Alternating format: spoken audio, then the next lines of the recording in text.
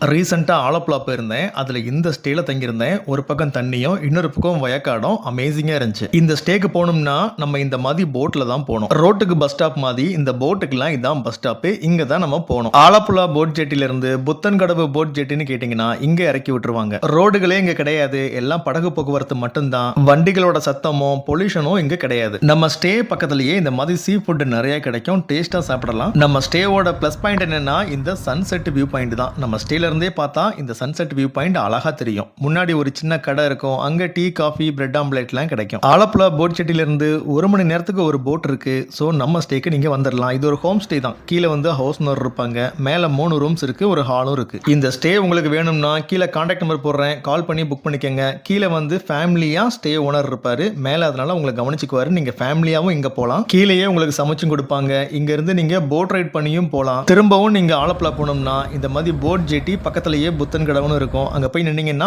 1 ஹவருக்கு ஒரு போட் வரும். நீங்க ஆலப்புழா ஏறி போயிடலாம்.